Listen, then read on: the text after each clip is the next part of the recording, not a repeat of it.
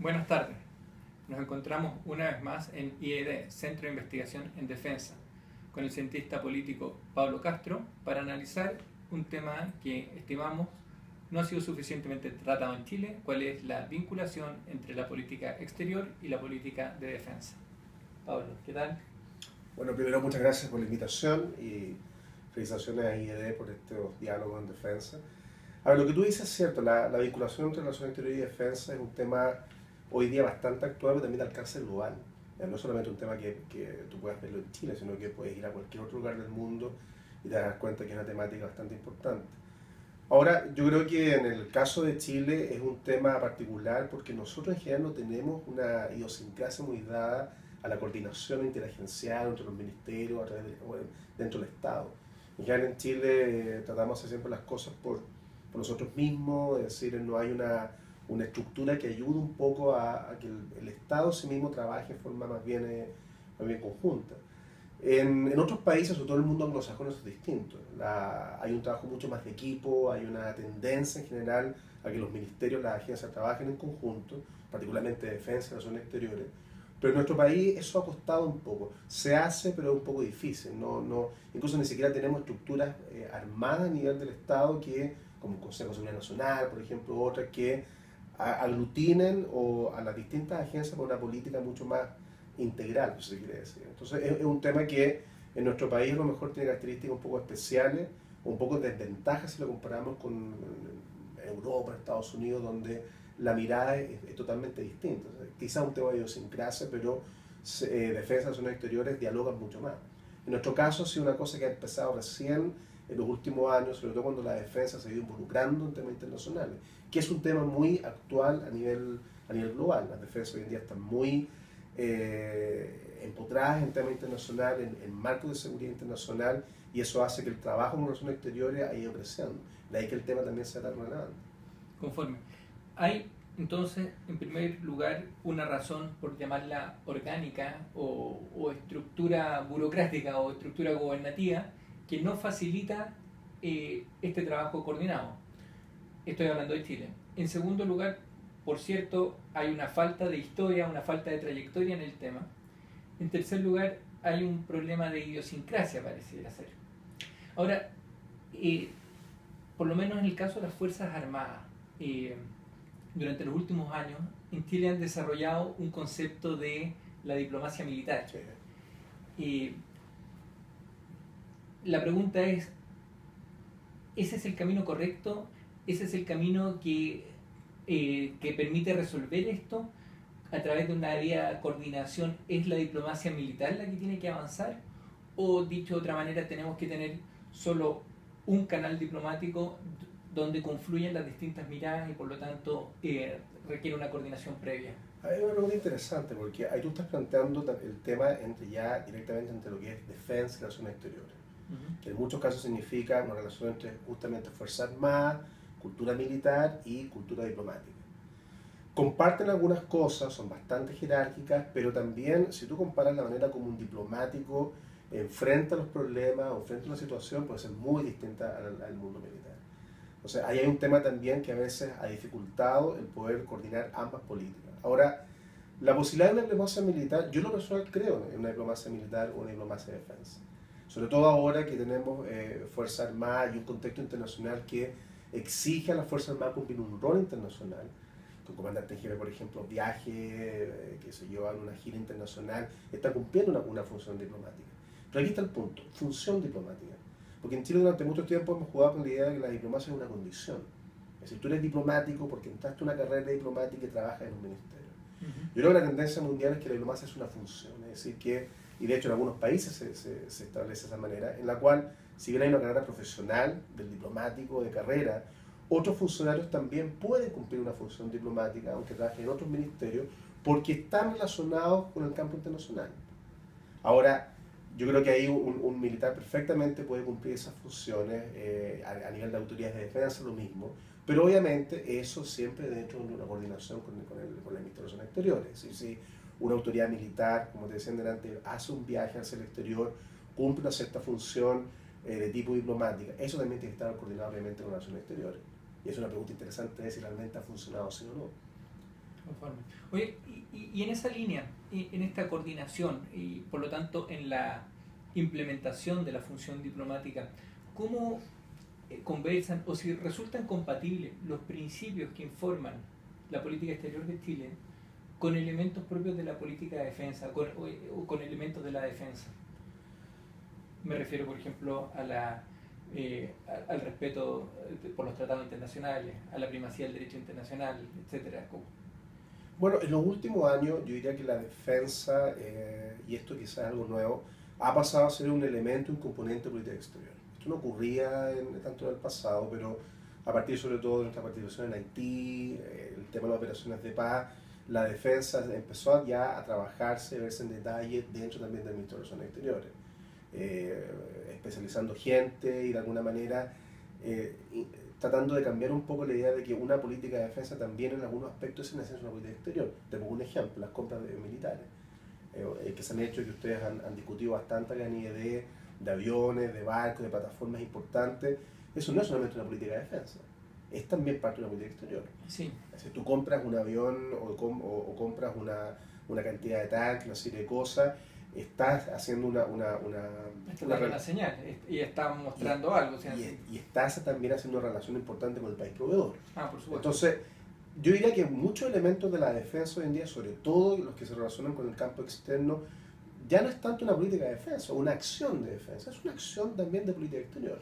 Claro, por lo que señalabas, tú cuando haces una compra militar de un sistema que va a implicar que quede vinculado con un proveedor por 20, 30 años, haces un compromiso. Por ejemplo, la compra de los F-16 con Estados Unidos claramente tiene un componente de esa naturaleza. Exacto. Ahora, también cuando tú compras un sistema, ese sistema no es neutro. ¿A qué voy? Por ejemplo, si compras, no sé, 3 brigadas de tanques, las pones en determinado lado, eso da una señal en un sentido u otro. Exacto. Oye, pero yo te quería preguntar o comentar por un tema distinto, que se refiere a lo siguiente. Cuando fue la crisis con Argentina en el año 78, se llegó a una situación de tensión en que prácticamente los dos países estuvieron al borde de un enfrentamiento armado. Y a último minuto se alcanzó un acuerdo para implementar una mediación que lideró el Papa, como todos sabemos. Ahí hubo, por decirlo así, una sinergia entre defensa y relaciones exteriores. La primera permitió que la segunda actuara en el último momento, pero lo permitió.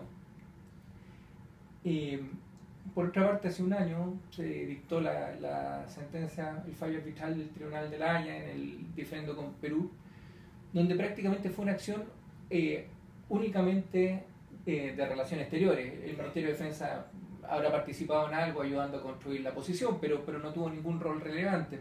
Entonces son dos experiencias distintas, donde en una las dos instancias se potenciaron, en la segunda una actuó prácticamente sola. Claro, yo diría que en ese caso lo que ocurrió con Argentina es que en principio había una amenaza clara militar en nuestra frontera. Es decir, entonces es inevitable que el elemento militar, el sector de defensa, no estuviera también de alguna forma funcionando, actuando. En el caso pero es distinto, porque, y aquí lo voy a relacionar con lo que la pregunta que tú has planteado antes de esto de la política de defensa y política exterior. Claramente el mensaje de Alan García cuando Perú nos lleva a La Haya fue una respuesta justamente a nuestra compra o digamos, a las adquisiciones de tipo de defensa. Porque lo que el Ponder nos dice, mira, ustedes en este momento militarmente están en una situación probablemente de las mejores en Sudamérica, pero yo sencillamente los voy a demandar y los voy a dar un plano totalmente distinto, de diplomático, donde las armas en sentido no son útiles. Entonces cambió un poco el esquema. El mensaje fue muy simple, fue, ustedes en este momento podrían ganarnos cualquier guerra. Sin embargo, yo los voy a llevar a una dimensión distinta, que es una demanda ante la Haya, que se soluciona a través de canales diplomáticos, donde la defensa tiene muy poco que decir. Yo no digo que la defensa no esté también dentro de una discusión, de evaluar escenarios, etc. Pero nos cambió absolutamente el escenario. Ahora, si el Perú hubiese manifestado la intención, yo creo que no lo hizo, de querer resolver esto por la vía de las armas, probablemente nuestra defensa hubiese empezado a actuar y a operar como también sucedió en Argentina, pero no ocurrió eso. Todo lo contrario, es decir, en alguna forma García hizo todo lo distinto a lo que hizo Argentina en su momento. Claro, vivimos una paradoja, o sea, éramos demasiado fuertes, Y por ser demasiado fuerte, en definitiva terminamos en un escenario que, claro, conocemos resultados. Porque los contextos son distintos, porque nuestro sector defensa durante muchos años se ha construido, diseñado, se ha preparado, y ustedes son especialistas, lo saben mejor, para la amenaza vecinal. O sea, se hizo para eso. ¿Ya? Pero el contexto avanzó demasiado rápido y hoy día estamos enfrentando situaciones en las cuales un país perfectamente utiliza la diplomacia, utiliza el soft power, como se llama, y no necesariamente, digamos, la función militar. Ok. Es un tema interesante que nos tiene que llevar a un escenario distinto, cuál es la revisión, pienso yo, de nuestro dispositivo de defensa. O sea, claramente tenemos una defensa, no sé cómo llamarla, conceptualmente obsoleta, diseñada para una amenaza que no fue, para la guerra que ya pasó, no para el contexto que tú señalas. El contexto avanzó, el contexto es distinto. En este caso pareciera ser que tuvimos un dispositivo de defensa demasiado fuerte que nos llevó a un curso de acción por otro camino. Es interesante. ¿Cómo ves tú que deberíamos avanzar acá en Chile? ¿Qué deberíamos hacer para mejorar la coordinación? ¿Pasa por reducir inventario? ¿Pasa por crear una estructura nueva como un Consejo de Seguridad Nacional? ¿Pasa por quizás designar formalmente un ministro encargado de la coordinación de este ámbito? ¿Qué pasa con... En Chile en general se dice que el ministro del Interior es uno que tiene una función de coordinación. Claro. Pero resulta que el artículo 33, si no me equivoco, de la Constitución también consagra la posibilidad de que se designe un ministro para que se haga cargo de la coordinación de un determinado sector. Y uno podría decir, miren, si en materia de interior, ministro del Interior. En materia de relaciones exteriores, el ministro, no sé, de Relaciones Exteriores, el canciller, tendrá que coordinar el ámbito de la Cancillería, tendrá que coordinar el ámbito de defensa, probablemente tendrá que coordinar algo del sector economía, algo de obras públicas por su incidencia en zonas extremas. Los consejos de seguridad nacional, que son bastante conocidos, digamos, en el caso de Estados Unidos u otros países, que han surgido justamente para atacar lo que tú planteas. Bueno, acá es distinto, porque tenemos un Consejo de Seguridad Nacional que en realidad es antidiluviano, o sea, sí, cumple otras funciones. Que cumple otras funciones, y lo que se necesita es un consejo que trabaje el día a día, o sea, no una cosa que se llame por dar una señal política, otra cosa. Los consejos de seguridad nacional en otros países son instancias que permanentemente están trabajando, tienen staff permanente, y no solamente se reúnen las principales autoridades, tienen también grupos especiales, se reúnen los técnicos, las entidades que hacen el trabajo del día a día. Ahora, lo que ocurre es que en el caso de la defensa y relaciones exteriores, ambos sectores están enfrentando desafíos importantes. Y eso es un tema que también es importante en la vinculación. El de defensa, bueno, ustedes ya lo han planteado más de una oportunidad. No ha existido en Chile una discusión de defensa para hacerse las preguntas respecto a esta fuerza militar que tenemos, que durante más de 100 años ha tenido un diseño bastante particular para enfrentar un cierto tipo de amenaza en un contexto distinto y necesariamente tiene que cambiar. Esa discusión yo creo que no se ha planteado a nivel público y con la magnitud que requiere. La estrategia intentó un poco resolver ese tema. Yo creo que la estrategia es un buen camino, pero antes también requiere una discusión que tiene que incluir la oposición, el Congreso. Pensemos que en Estados Unidos, cuando se cambió la estructura militar, esto en el año 80, con 84, ¿no? 84-86, no fue una estrategia, fue una ley o sea, sí, gente del Congreso que planteó esto y se nos hizo una discusión bastante importante. Yo creo que hay un vacío respecto a eso y cualquier gobierno debería iniciar ese proceso. Y en el caso de Cancillería tienes una cuestión que ya viene hace muchos años atrás, que es el tema de la modernización de Cancillería. Yo creo que a esta altura ya lo que se requiere es una refundación, por lo mismo, porque también la Cancillería tiene una cierta forma de funcionar que a lo mejor hay un cierto gap con el contexto actual. Entonces, los desafíos de ambos ministerios también han conspirado un poco para que se pueda hacer una cosa más en conjunto. Eso ha retrasado un poco la posibilidad de que podamos buscar cómo ambas dimensiones podrían, ya no solamente el coordinar día a día, porque eso se hace, pero planificar una coordinación. Si volvemos al tema de las compras militares, yo creo que tengo serias dudas cuando se decidió comprar un F-16, los buques, o a nivel de tanques, etc. Eso realmente se haya analizado a nivel, digamos, de país, incluyendo Cancillería, los efectos de esas compras, lo que tú mencionas, es decir, la señal que se estaba entregando a otros países y con qué países se hacía. Yo tengo dudas si realmente se hizo de esa manera o esto fue una compra de un servicio armado que le planteó el Ministerio de Defensa con el apoyo de un Ministerio de Hacienda y finalmente terminó siendo una política de defensa nacional. O sea, una decisión técnica, esta es la mejor decisión técnica, tenemos financiamiento y la implementamos. Exacto, exacto. Yo tengo dudas que realmente hayamos realmente hecho una evaluación que pues, se podría haber hecho en un Consejo de Seguridad Nacional. Mira, queremos comprar esto porque queremos renovar, porque hay una necesidad de renovación de armas, o cuáles son las consecuencias, efectos políticos. Ahí no se puede comprar sencillamente porque se compra, y ahí estoy de acuerdo, digamos, con lo que ustedes plantean. No se puede comprar, mira, queremos tener el mejor avión porque sencillamente nos va a permitir ganar todas las guerras. Bueno, pero ese avión va a traer señales y consecuencias en otros países, y no solamente en la región, también en organismos internacionales. Tiene una política de desarme convencional bastante importante. Entonces, ¿es contradictoria con lo que hemos comprado, no? Sí, y en relación a ese punto, la política de desarme, un breve repaso a la evolución de la política exterior chilena en los últimos, del año 70 en adelante. Después del golpe militar, claramente quedamos en una situación de aislamiento, Sí. con una gran amenaza vecinal, que fue la crisis con Argentina, que después la solucionamos con la mediación papal. Terminó el gobierno militar, vino, por decirlo así, una fase de reinserción en la comunidad internacional, donde, por decirlo en términos coloquiales, nos recibieron con los brazos abiertos. Y después vino una política exterior comercialmente muy agresiva. Nos dedicamos a hacer muy abierta, y muy abierta, a hacer tratado de libre comercio con todo el mundo y a poner nuestros productos, y nos fue bastante bien. Y quizás con el tema de la intervención en Haití durante el gobierno de Ricardo Lagos, empezó en ciernes una, por llamarlo así, política de seguridad en el ámbito en el ámbito exterior, en el ámbito internacional. Entonces, eso ha sido complementario a la otra. No es que una haya ido dejando de lado a la otra, sino que han ido apareciendo una al lado de la otra. Inserto en la comunidad internacional, abierto económicamente, y ahora con el elemento de seguridad con bastante relevancia. Que uno debiera decir, bueno, se está profundizando, nuevamente estamos en el Consejo de Seguridad de las Naciones Unidas, de hecho en este mes lo estamos presidiendo. Entonces parece un tema que se viene, que es importante y que probablemente llegó para quedarse. Sí, yo diría que en ese punto, quizás un poco la observación que yo haría en lo que tú mencionas, esto de la reinserción, el hecho de que Chile tenga un discurso en materia de seguridad internacional muy, muy importante, muy fuerte, estamos en el Consejo, pero yo diría que ahí de repente el lenguaje nos traiciona un poco, porque cuando Chile plantea esto a nivel de lenguaje político, lo que la comunidad internacional entiende es que nosotros estamos muy preocupados por la seguridad internacional, por los marcos de seguridad, por los entornos, y por lo tanto, teniendo buenos sistemas de defensa, siendo un país prestigioso, deberíamos estar en muchos más lugares de los que estamos. ¿Ya?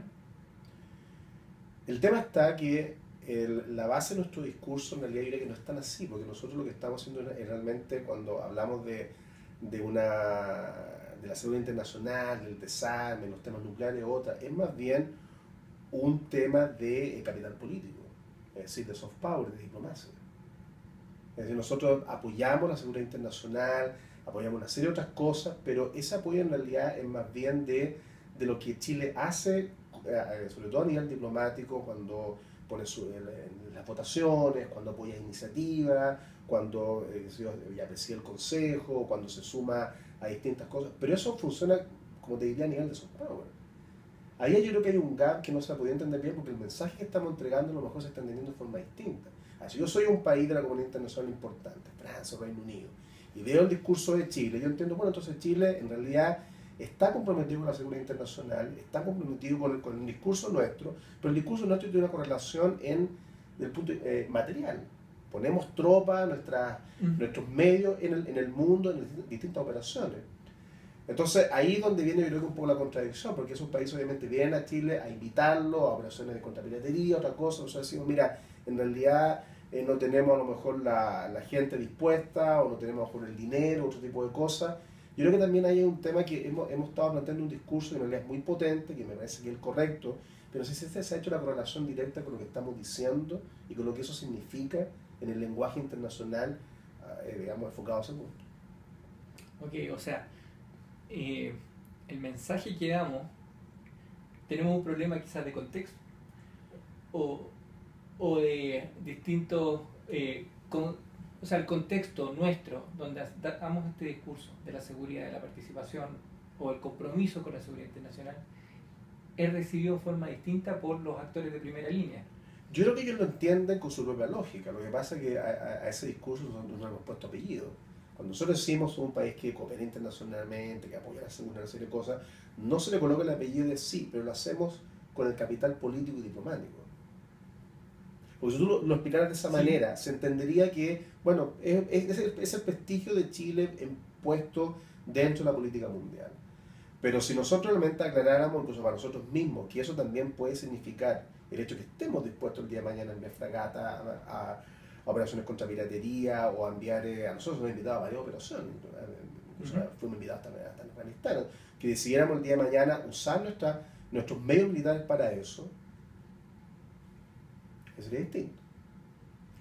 Es súper interesante, ¿eh? O sea, porque yo... Pero el discurso está bien. Sí, lo que pasa es que tengo la percepción de que incluso dentro del sector defensa, a veces no se percibe de esa manera. Y que el sector defensa dice, bueno, ok, Chile está en esto, nosotros tenemos estas capacidades, hay gente que nos pregunta por si participamos o no, aquí estamos, y bueno, en definitiva no participamos. Porque en diplomacia muchas veces los discursos se generan por una situación eventual en la cual lo de Chile empezó mucho también en el año 2000 con el tema de las operaciones de paz. Hubo muchos discursos de los cancilleres de la época que cambiaron un poco el switch y empezaron a involucrar más a Chile en el tema, lo que tú mencionas antes, de toda esta fase en que fuimos pasando el aislamiento, eso es real. El tema es que efectivamente no se evaluó internamente el alcance de eso, porque si tú analizas el alcance, bueno, estamos diciendo A, pero en el fondo, y nos están entendiendo como B, ¿ya? Y realmente tenemos que ver, bueno, vamos realmente a ir hasta las últimas consecuencias con ese discurso. Ahora, ahí es donde justamente tiene que empezar un trabajo mucho más interno, de decir, mira, si nuestro discurso es este, y la verdad es que lo que queremos hacer es justamente sea como realmente lo están entendiendo afuera, ¿sí? Por el uso de nuestros medios, etcétera, debiera iniciar un cambio en la manera como el sector defensa hoy día está enfocado, porque hoy día está enfocado exclusivamente para la defensa del territorio, y un par de cosas aquí y allá. Sí.